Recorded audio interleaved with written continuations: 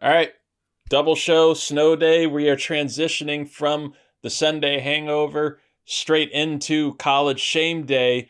Like I said, you can go to the 323 Network YouTube. We've already done all the branding's changed. Everything looks different. I am your host, Reid Murphy. I'm really happy for you. I'm gonna let you finish. Who the fuck is that guy? Look at the show. I'm the captain now. Welcome to the fucking show. Fuck Scott.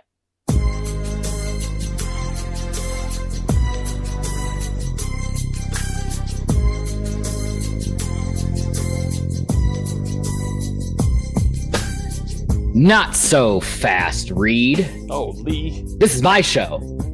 This is my show, not your show. Who do you think you are? I am. I am the one at the reins, and this bad boy.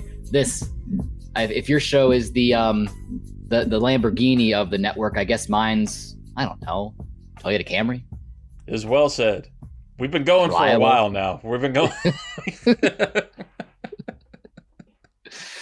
Well, the folks at home are in for a treat of just unhinged, I don't want to say debauchery. That was the topic we were talking about offline. Yeah, debauchery. Yeah, debauchery was the pee break that we just had. Right. It is a snow day here in Virginia. We've been cooped up. There's now a boil water advisory here in Richmond, Virginia, that had some breaking news there from Reid Murphy, who doesn't even reside in Richmond. So how he found out about that before I did is beyond me. It's how I know about all the shootings on Broad Street. That's just is a VCU push notification? Mm-hmm. Oh, maybe I should join the VCU push notifications. You should. It's for your until safety. further notice. You know what? Can someone join those if they're not a student of VCU? I wonder if there's a way I could get it done. Because my buddy, you know him, Shane. He takes classes through VCU, but he does it remotely, like on their online program, and he gets VCU notifications. And every once in a while, he says, "Hey, stay away from Broad Street. There was a shooting." I was like, "Well, good thing I'm 15 minutes away from there. They ain't coming to my side of town." Every notification I get from them now, I will just throw into our group chat. Perfect. I appreciate that. But you know what? I appreciate you, and I appreciate all the fine folks at home, because it has been one wild college football season. It's the way that we like it here on Shame Day. We don't like the status quo. We don't like boring, dull seasons. We like, high-scoring games, teams coming out of nowhere, players who don't deserve awards, winning awards. That's shameful. But last week, it just served another purpose for the college football playoff. It was another crazy week, and it's going to be another crazy week looking ahead, because not only do we have the semifinals on the 9th and the 10th this week, which is Thursday and Friday, but Reid, following that, it's going to be a very busy weekend for all of us here at the 323 Network, because after Thursday and Friday's games, we have the NFL football playoffs Saturday, Sunday, and Monday. Reid, I don't know about you, but I am. If this past episode of the Sunday recorded on a Monday, sometimes on a Tuesday hangover show was, I can only imagine what the next hangover show is going to bring. We're going to have to do one too. Unfortunately, because unfortunately, we're going to have to do one because it's our team. You can shut this network down whenever you want if it's too much. It's out of my hands now. It's grown into it's snowballed into something I don't control anymore. It just keeps going. Even this, we're going to be exhausted. We're going to be wiped out. But in football. The best way. Oh, the best way. The best way. And then we get a little bit of a break, because then the championship game for the college football world isn't until the 20th. So that'll be about a week later. So these teams who win will have a little bit of an extended break to prepare for the what's a good word? The antithesis of the college football season. Is that a good word? And if it's on the 20th, that's Martin Luther King Day. We can call it the Martin Luther King Bowl. The I Have a Dream Bowl. Hey, and there's another thing happening on the January 20th that's going to celebrate Martin Luther King's legacy that we will not speak of, because we are not a political channel. Oh, that's right. But let's get into this, folks, because we got that week. I know where I'm going to be on that Monday. Away from crowds. But let's get into it because we have another packed show for you guys this week. Let's get into a little bit of a recap from the college football playoff game, starting with the Texas-Arizona State Peach Bowl quarterfinal classic. That's right. Texas beat Arizona State 39-31 in double overtime to advance to the Cotton Bowl semifinal. Before we get into some of the specifics around this game, Reid, I want to ask you a question. If you kick a field goal and you miss, like it's short and it bounces off the ground, no one touches it, and then it goes over the crossbar, does it still count? Because if you look at the college football rule book, it does. I think as soon as it hits the ground, right, it should be dead. Out of play. I would say it should be dead. A live ball, you can grab it and just. If you want to make it fun, make it count for 2 points or 2.5. Ooh, well, see, by that logic, if that ball hits the ground and it's still live and no one touches it, then that means it should still be live in the air. And that's exactly what happened. In this game, Arizona State kicks a field goal, comes up short, bounces, goes over the crossbar for a good field goal. And I guess based off of the rule book, that should have still counted for 3, but the officials had no idea that was a rule. I don't think anybody knew. This is one of those Monday armchair quarterback moments where nobody knows about it until it's too late. But I guess Arizona is now petitioning the college football world for having that count. Well, and I'm just going to say, if there's anybody that's not allowed to armchair quarterback something, it's the referees. They can't Monday armchair quarterback. Well, regardless, it's not going to matter. So say if they do uphold that and they give them 3 points, they can, I guess the way that I was reading it, they could change the results of the game. But at the end of the day, the only people who can change the results as far as who moves on to the next round is the chaos, which is, I was going to say the Chaos Football Playoff Committee, but I guess we'll go with that. The College Football Playoff Committee, they would be the ones that would have to uphold that ruling. And do you think that they would rather have an Arizona State versus an Arizona State versus Ohio State, or a Texas-Ohio State game in the Cotton Bowl? Oh, Texas-Ohio State. Yeah, this is something they won't rule on until like March. This will be something that won't happen for 10 years. This will be the Reggie Bush getting his Heisman Trophy back moment, where they get some game that just means nothing. It's just you bring everybody back to replay the game.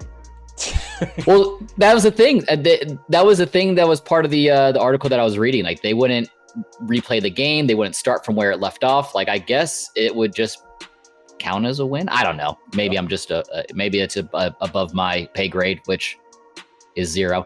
But looking forward to this game. That was the past. This is now.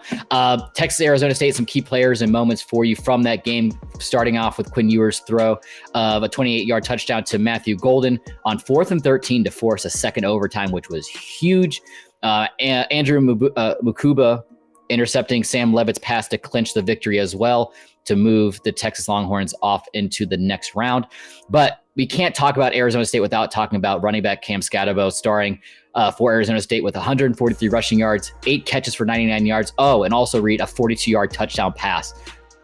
Just wasn't enough. No. He was named, I guess, talk about moral victories, he was named the MVP of the game, which if you go back and you watch that press conference where they bring out the trophy to him, he looks so do not fuck with me moment. Like, just look at his face. He's like, I don't want this right now. Like, thanks for the participation award. I'll make sure to put this on my mantle. But he's a player that I think this is why you want the extended college football playoff, right? Like, it gives you a moment for players and smaller football programs to get their time to shine a little bit, to really put their name and get their tape out there for everyone to see. Because I feel like if it weren't for these last 2 games for this game in Arizona State, for the national, all eyes on him, nobody would have known who he was outside of people who watch college football. And I think that was enough to really help his draft stock in the future. Now, I still don't have him going anywhere above the 3rd round, but I think it's definitely changed him from a 6th, 7th, maybe an undrafted free agent to a mid-round play at this point. I 100% agree, and he's definitely somebody that, like, especially casual viewers like me, that I would not have thought anything about him outside of his name being interesting. Now I actually have eyes on him, and I'll be curious to watch him going through the process. Right. And speaking about Arizona State, overcoming a slow start, nearly pulled off a major upset, controlled the clock, and outgained Texas 510 yards to just 375. I mean, they made a remarkable turnaround after a 3-9 season last year under coach Kenny Dillingham, previously offensive coordinator at Oregon, and before that, Florida State. And of course, if you go to Florida State Reddit and Facebook pages and blog posts and all this stuff, people saying congrats to Kenny Dillingham, and they always knew he was going to be able to do this. I don't want to hear it, because there were too many fans coming out of Florida State who was calling for his head to get out of Florida State. And he goes to Oregon, and now he goes to Arizona State and having success there and turning that program around. And I think moving forward, especially in the Big 12, and you're seeing the vacuum that's now being created with Colorado's departure of their 2 marquee stars and big question marks in that program, what's going to happen, and seeing if Arizona State can parlay the success into next year. As far as some key takeaways for both teams, though, Texas displaying toughness, but must improve to compete for a national title. It's nice that they played an Arizona State team. Hopefully they can get some of these cobwebs off, because they're going up against Ohio State, which they will exploit you 1,000% of the time. Arizona State, gained some more national respect despite missed opportunities, especially with this heartbreaking loss. Next up for both teams, like I mentioned, Texas facing off against Ohio State in the Cotton Bowl semifinal on January 10th. And Arizona State will be opening up their season August 30th against who, Reid? Northern Arizona. Yay. I didn't even know Northern Arizona, A, was a school, and B, had a football program. And I think that is one of the better candidates that we can give you here on College Shame Day. That's become a main staple of these smaller football programs and schools, about who we're going to have to workshop a title for this segment that just impromptu every week. But who do we know that is played, or a notable alumni from the Northern Arizona Lumberjacks football program? That's right, the Lumberjacks. Look at that logo. That's quite a logo. That's great. I love it. You know what? I have a special place in my heart for teams who name their programs something very obscure, like the Lumberjacks, which I didn't think there were a lot of Lumberjacks in Arizona, but hey, oh well. I can. It's a short-lived segment this time. I can give you Derek Mason. And that's really about it. Yeah. Wow. Derek Mason, football coach. Yeah. And well, interesting one. We have Raul Hector Castro. He's a Mexican American politician, diplomat, and judge. Yeah. He's 14th governor of Arizona, and yeah. Well, I'm sure we'll be getting your Google fingers here, typing away again, because we still have a couple other obscure teams coming up here in a second. All over them. Ohio State, Oregon. Talk about redemption for the Buckeyes in the Rose Bowl. Ohio State dominating Oregon 41-21 to advance to the Cotton Bowl semifinal. I don't want to say that Ryan Day proved us wrong, Reid. I don't want to say that. Now, you always ask me a very specific question during the NFL season about the Las Vegas Raiders, if they're for real. And I'm going to ask you that same question, but I'm going to spin it a little bit. Is Ryan Day for real? I think he's for real motivated. I think he got a little bit of a fire under his ass. I don't want to say yet that I was wrong. I don't want to, and I'm quick to say that I'm wrong on this network. But Ohio State has played their ass off these first 2 games in the playoff, and I didn't expect them to beat Oregon that way. That really threw me for a loop. That threw me as a team that's really playing for its coach.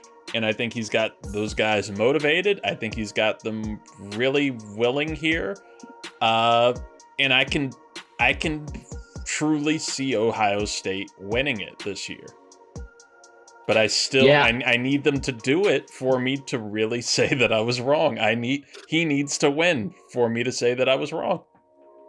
Right. And I think I firmly believe, outside of that one loss for Oregon against Ohio State in the postseason, they went undefeated this year. They beat Ohio State, I believe, in week 7, 32-31.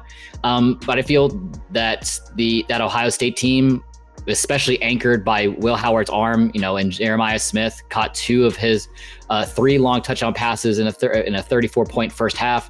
Wide receiver Emeka Egbuka hauled in a 42-yard touchdown pass. Oh, yeah, and Trevion Henderson broke a 66-yard touchdown run.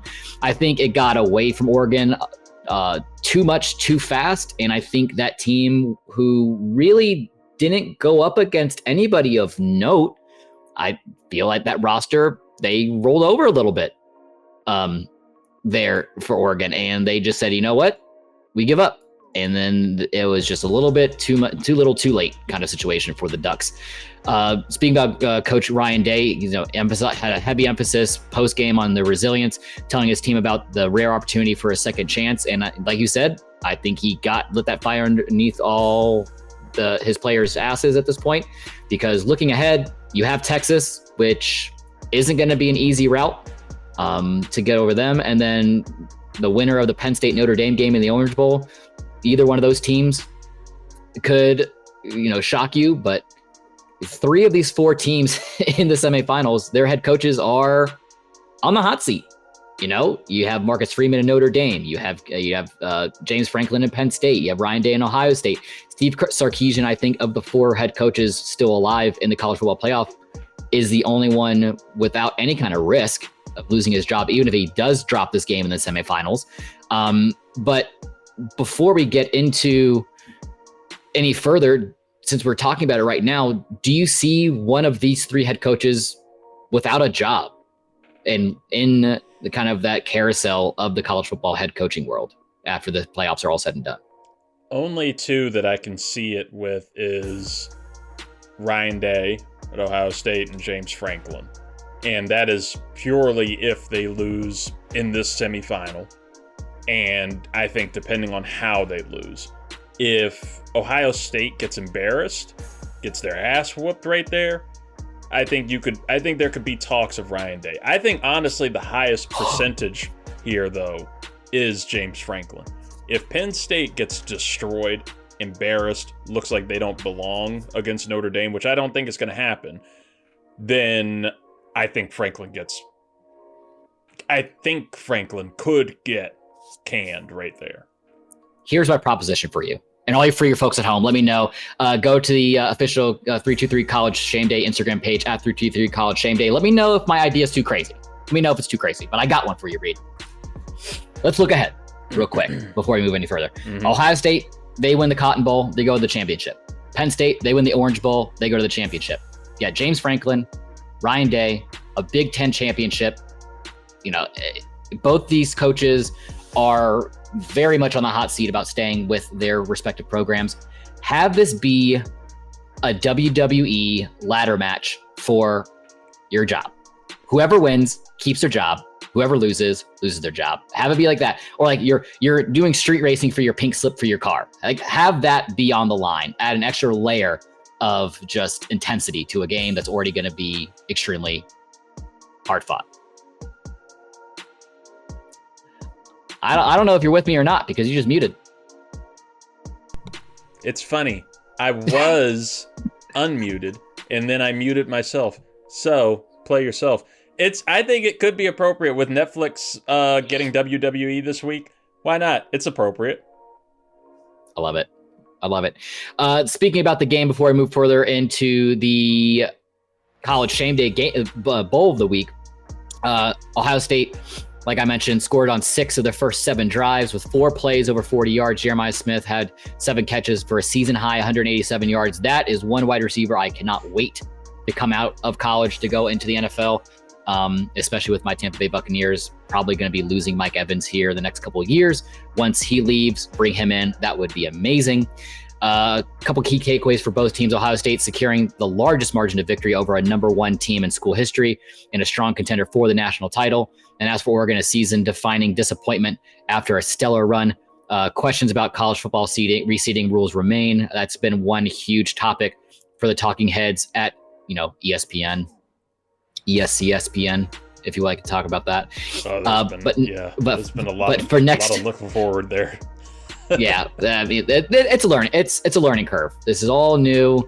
I mean, you can easily see that they're going to expand the college football playoff pool from the current 12 to maybe 14 teams. Maybe look into receding like the NFL does. Who knows? But all I know is just there's no perfect formula, so you kind of have to take it in stride. And then for Oregon, opening up their 2025 campaign at home against Montana State. So Reid, you know what to do.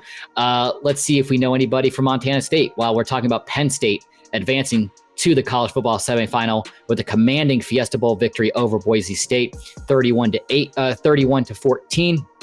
Penn State's Drew Allar, quarterback, threw 3 touchdown passes. The Nittany Lions defense limited Boise State's Ashton Jeanty to 104 yards, rushing on 30 carries, which that's still nothing to sneeze about. It's definitely in the realm of his production that he's done this season so far for Ashton Jeanty. That is definitely more lackluster, but it's still nothing to be upset about if you're Ashton as far as your performance goes. Nick Singleton's 58-yard touchdown run sealed the game in the third quarter, while Zachy Wheatley recorded an interception and a fumble recovery for the Lions. Now, there was a huge turning point in the game after Boise State cut Penn State's lead to 17-14 early in the third quarter. Drew Allar's touchdown pass to Tyler Warren and Singleton's long scoring run shifted momentum permanently. There was no coming back from that, and I think that's when you saw the balloon and the hopes and the aspirations for the Boise State Broncos get deflated.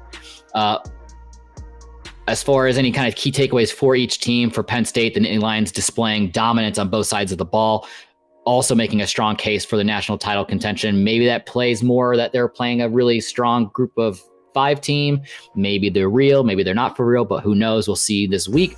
Then as for Boise State, despite the loss of Bronco season, will be remembered for their underdog spirit, which if you want to do a top 5 read of college football programs or professional sport teams that just ooze the underdog vibe, Boise State has to be up there, right? Because I feel like in every game of, any premier game that they play in, they're always the underdog. I mean, look back to the very first Fiesta Bowl when they upset Oklahoma and won that game. Now, am I crazy for always feeling like they're the underdog and they just always have that moniker associated with them, or are they just how it had shaped out this week? No, they 100% give off underdog vibes. That's a good top 5 for us to do on the next crossover show of top 5 college football teams that ooze underdog. I like that. Boise State, Iowa. Yeah, I like it. But one team that I'm not going to need to look up for any kind of notable people, because this program is fairly notable, is South Florida. Boise State will be opening up their 2025 season also on August 30th against South Florida, while Penn State looks forward to playing Notre Dame in the Orange Bowl January 9th. Reid, do you have anybody for me for Montana State? I'm getting Montana State. Weirdly, what popped up first was Georgia Gwinnett College, a notable alumni. So I have I have Drewski. Georgia Gwinnett. Yeah. That's in Montana, right? Yeah, Drewski right there. Wait, Drewski's from Montana State? From Montana State, no, we have John Dahl, Steve Daines, and Brian Schweitzer. Moving on to the Sugar Bowl. Number 3, Notre Dame, and number 2, Georgia. Notre Dame, I guess upsetting Georgia 23-10. I wouldn't really consider it an upset. Me and you both talked about it last week, that we could easily see a Notre Dame victory here against Georgia. They had their backup quarterback Gunnar Stockton in there. They wouldn't have Carson Beck. It's no real surprise. I mean, I think really the biggest thing of note is Notre Dame overcoming, tragedy and finding balance between resilience and football, earning that 23-10 victory over Georgia in the Sugar Bowl. The victory was propelled by the Fighting Irish into the college football playoff semifinals. Riley Leonard, quarterback, showcasing his dual threat capabilities with 90 passing yards, 1 touchdown, and 80 rushing yards, leading Notre Dame. And then Jaden Harrison, electrified 98-yard kickoff return touchdown, while Notre Dame's defense stifling Georgia's offense and forced 2 key turnovers. But you're doing what you need to do, right? You're making the most of the opportunity that's presented to you in front of you. You have a very green quarterback under center in Georgia. You need to put pressure under him. You need to force those turnovers that are key in this matchup. You don't want to give I don't even know where my brain was going to go with that one. You don't want to give Georgia any kind of wiggle room to stay in a game of this stature. As far as, for each coach, Marcus Freeman came out stating after the game that his players executed, put everything on the line, proud of the way they handled the events of the last 24 hours. And on the other side of the ball for Kirby Smart, like I just mentioned, turnovers were the difference. They prepared for a hard count, but jumped off sides. Those mistakes costs. And Kirby Smart, shout out to you. Well wishes and prayers for you and your family. He lost his father due to complications from hip surgery recently. So want to really, talk about just adding injury to insult at this point. That's the term, right? Insult to injury. That's the way we want to say that. Salt on the right. wound. You lose the game. You lose, a cornerstone person in your life like your father. Nobody ever wants to go through and experience something like that. So shout out to Kirby Smart. Hopefully him and his family are able to get through everything, especially during the holiday season. And look forward to their 2025 campaign, August 30th against Marshall. We are Marshall. That's right. Shout out not Jerry Rice. Shout out Randy Moss. But you know what? Shout out Jerry Rice too. But you know what? Shout out Jerry Rice too. Why not? We got to give him his roses. Shout out right? Kate Beckinsale. Ooh. Anyone else we know from Marshall? Shout out. No. Mark Wahlberg. Shout out. Chad Matthew Pennington. McConaughey. Glenn Close. We love you. Glenn Close. Oh my God. But that is last week, folks. Let's move forward to this week. Reid, there was a little bit of bitching and moaning coming from the SEC. Shocker. Oh yeah. Paul Feinbaum. Commissioner Paul Feinbaum's on one. Hey, him and his Dumbo ears must have flown away because I haven't heard nary a peep from him with this college football playoff, how it's shaked out, and I can't be more excited. But SEC Commissioner Greg Sankey came out and was trying to get the College Football Playoff Committee to change the date and times of the Cotton Bowl and the Orange Bowl this week. Notre Dame and Penn State in the Orange Bowl secure their spots. That is still scheduled for Thursday at 7:30. This all is kind of stemming from the Sugar Bowl delay due to tragedy. We haven't talked about it a lot here, but for people who might be living under a rock, pickup truck attack in New Orleans delayed the Sugar Bowl for 18 hours to ensure safety, a tragedy resulting in 15 deaths and multiple injuries. So again, prayers, well wishes to all the families and victims that are involved there. This is a very disgusting act that happened from an individual that had probably a lot more issues than were really known to anybody in his life. So, this is where mental health should be at the forefront of everyone's mind. Check in with everybody. It could be someone who you could never see acting this kind of a way. But that's all it takes is just some kind of break and this stuff happens. And if you're in highly congested areas like New Orleans during these moments, head on a swivel because you never know what could happen. Oh, fully agreed. Thoughts and prayers to them. Sankey's concern about the turnaround time. Sankey raised concerns about Notre Dame having less rest time than Penn State. Penn State has a longer break, having last played on New Year's Eve while Notre Dame played on Thursday, which is, good on him for looking out for Notre Dame, at least. I guess I don't think Notre Dame deserves it because they don't want to pledge their allegiance to any conferences. They like being independent and not needing no man, but good on him. College Football Playoffs Director's explanation, Rich Clark, cited logistical challenges for not changing the schedule, including team schedule, stadium availability, and fan travel arrangements, which makes sense. There's a lot of money tied up into this, not only to be made, but also to be spent. So it makes sense not to move anything about the game. He also emphasized the complexity and disruption that changing the games would also cause. But let's move into that college football semifinal, Reid. Like we mentioned, Texas defeating Arizona State 39-31 double overtime on New Year's. Ohio State earning their spot against Oregon's 41-21 victory. Cotton Bowl Classic will take place on January 10th at 7:30 as well. Speaking about that game, you know what? Let's start with Penn State Notre Dame. That's the first game. You got the Penn State Nittany Lions 13-2. Recent performance, Drew Allar showing NFL potential with big throws and impressive yards per attempt of just under 14 yards. His draft stock could rise with another strong performance here in the Orange Bowl. But, their X factor for Penn State, defensive end Abdul Carter. We spoke about him on the hangover show when we talked about, the top 15 picks this year.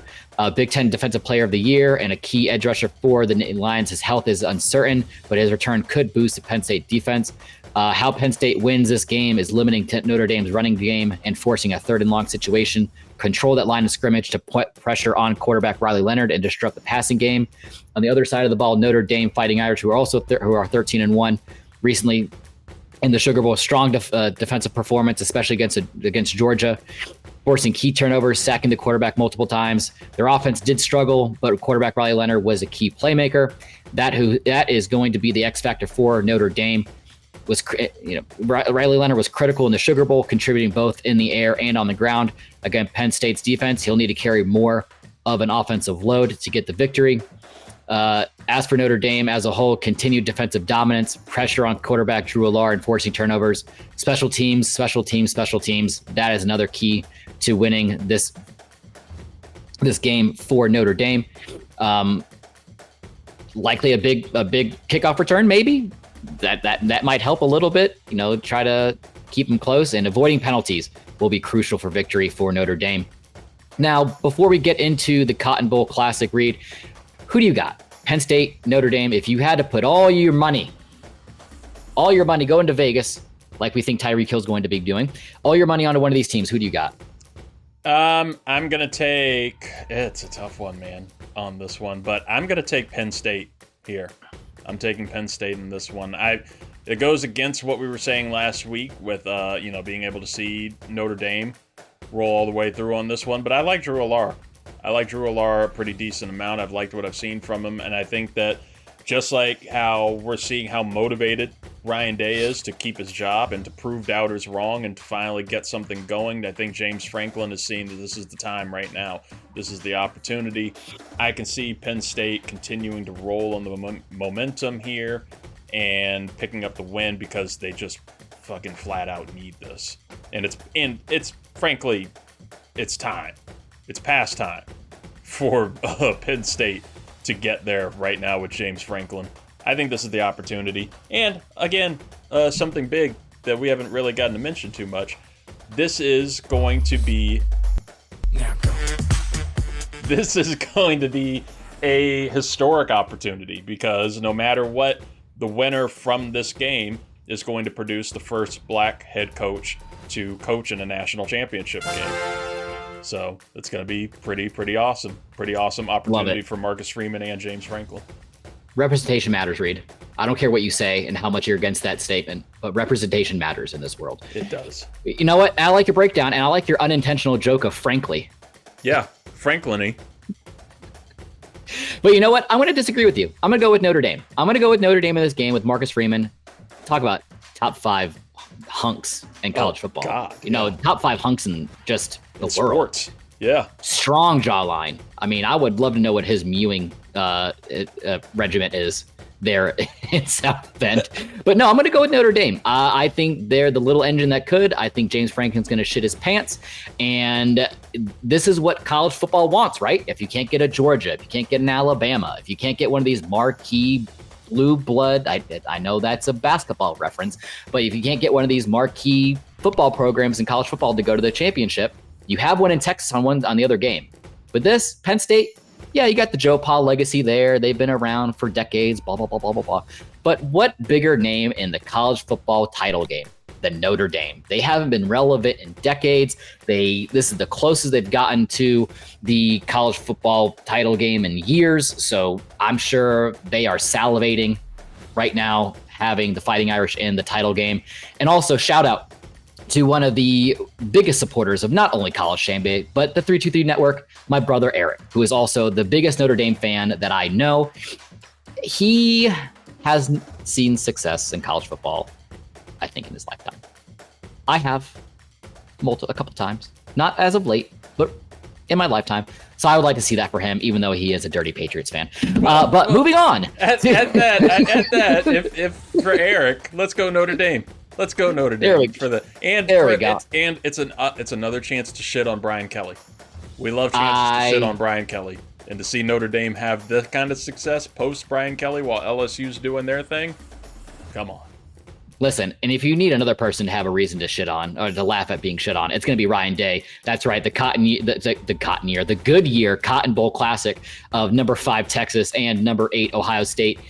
January 10th at 7:30. Texas Longhorns, who are 13-2 on the season, recently struggled with offensive identity, alternating between strong and weak rushing performances. We mentioned this not last week on Shame Day. We talked about this on Ricks versus Gricks with Quinn Ewers, who potentially might be returning for another season. Maybe not at Texas, because I know they really want to get Arch Manning out there under center in 2025. Maybe for another team. Ole Miss. Calling my shot now. But I think he's really going to have to play his ass off, really prove it on why he deserves the NIL money that he's kind of commanding at this point.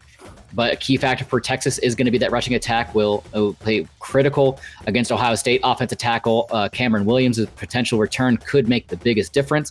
But my X factor for Texas, it's not Quinn Ewers. It's tight end Gunnar Helm. That's right, Gunnar Helm, key contributor in the previous game with clutch performances, especially an overtime win against Arizona State. So look for a huge performance out of Gunnar Helm. How they'll win, though, folks, maintaining a strong defense, number 1 in the country, and improve offensive line play, hopefully with, like I said, offensive tackle Cameron Williams returning. Set the tone with dominant play on both sides of the ball, similar to Michigan's blueprint against Ohio State earlier on this year. If anything, they just need to contact Michigan and say, "Hey, what did you do? Let's get the insight from Michigan, from the Wolverines, see what went right, what they did well, and kind of replicate that against Ohio State." And as for Ohio State, 12-2 on the season. Recently, Jeremiah Smith is a dominant force, contributing significantly to the Ohio State's offense. Ohio State had an impressive Rose Bowl win with Smith's standout performance, but I'm looking at running back Trevion Henderson, who's another one of these running backs who are going to be in a very deep running back class for the NFL draft. Reid, he's going to be a guy to watch climb up a lot of people's draft boards. His consistency will complement the passing game and keep defenses on their toes. And also for Henderson, he is that X factor. Strong running game paired with Smith's receiving could overwhelm Texas's defense. But what they really need to do to win is continue strong play on offense, especially from Smith, leverage a healthy and confident Will Howard. I'm really interested to see how he performs when the lights shine brightest. He's that quarterback transfer from Kansas State. He's played very well up to now, but as we keep progressing with this college football playoff, it means more and more and more, and really put pressure under Texas quarterbacks Quinn Ewers and keep that defensive front strong to disrupt the offensive flow. But with all that being said, Texas, Ohio State, Reid, I think I know who you got. Who do you got? I don't want to go this way because I'm not trying to be, I don't want to be wrong, right? But I'm not going to be spiteful. I'm taking Ohio State in this one. And I'm going to tell you why. I'm going to take Ohio State in this one because I've taken a turn a little bit on Will Howard. I'm liking his game. I'm liking his play, but it's primarily this Ohio State defense. And I've been waiting for that Quinn Ewers game, right?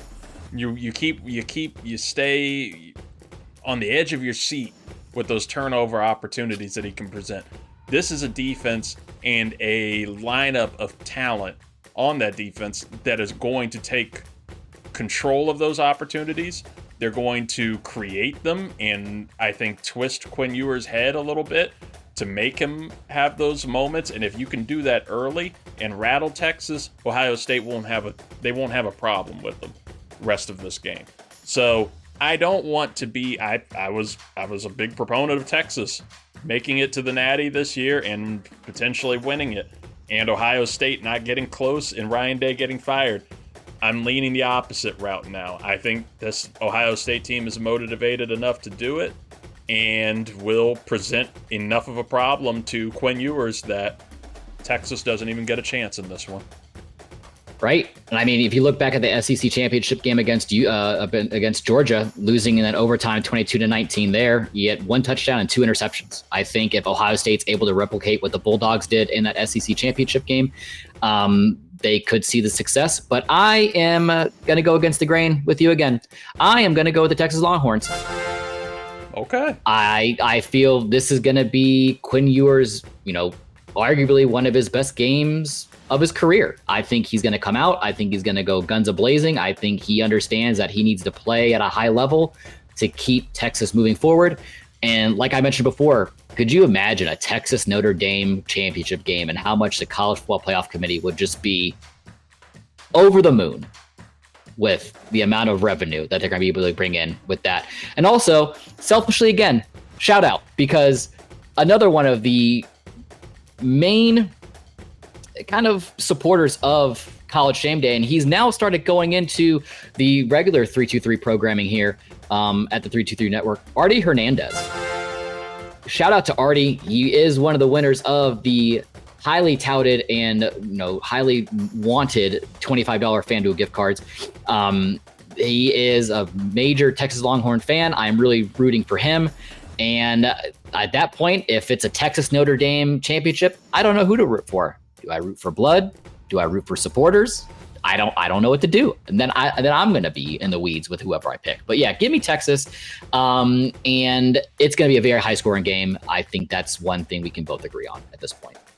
100%. I'm full agreement on that. Oh boy, folks, but that is it for today here at College Shame Day. I am very much looking forward to these semifinal games of Penn State, Notre Dame in the Orange Bowl, Texas, Ohio State in the Cotton Bowl. Thank you again all for tuning in to the 323 Network podcasts. We appreciate your support and passion for college football. Reid, what do you got going on the mainstream? Anything of note, anything the fans can look forward to? Maybe if they haven't given you a listen for whatever reason, I don't know why they would do that. But if you want to entice some of the Shame Day crowd to come over to the other side, what do you got for that?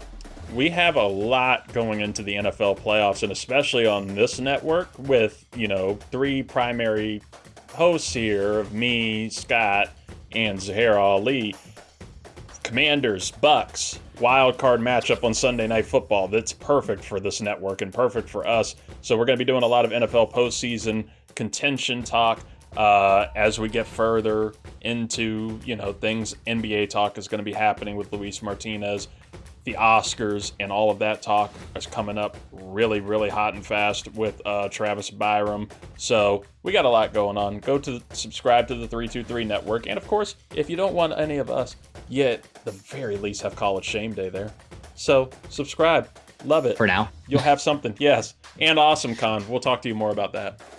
Oh yeah, that's a nice little tease to give to the anime fans and the culture club that we have the following here at the 323 Network. But you're right, just because college football is coming to an end, that does not mean things are coming to an end here at the 323 Network. Because like you said, you got Commanders Bucks coming up, wild card weekend, where one of us will walk away with a black eye regardless of what happens from that game, because it's either the Bucks are going to win and I'm going to try to fight you guys and you guys are going to beat me up, or the Commanders win, you guys beat me up anyways. And then we have all the NFL playoffs. And then right at February, Reid, what's right around the corner from February?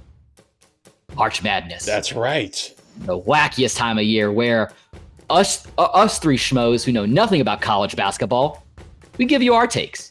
But sometimes that's the best thing you need, because in those pools where the March Madness brackets comes out, people who usually end up winning that know nothing about college football. But one thing that I know, Reid, is that we have the best fans in the world. So thank you again for tuning in. Make sure to check us out on Instagram, Facebook, at 323 College Shame Day, at 323 Reid, YouTube, the 323 Network. Don't forget to like, subscribe, hit that bell for notifications, catch our latest episodes wherever podcasts can be found. And oh yeah, it's not over yet, because we still have one more shot for a monthly giveaway of a chance for a $25 Fanatics gift card. That's right, grabbing get your brand new favorite game day gear. All you got to do, follow College Shame Day Instagram at 323 College Shame Day for your chance to win. Earning extra entries by liking, commenting, sharing your post, just engaging. Tell me that I'm crazy for wanting a ladder match between James Franklin and Ryan Day. I think that'd be more entertaining than the football game. But hey, what do I know? Until next time, folks, remember, embrace the shame, and thank you again for tuning in.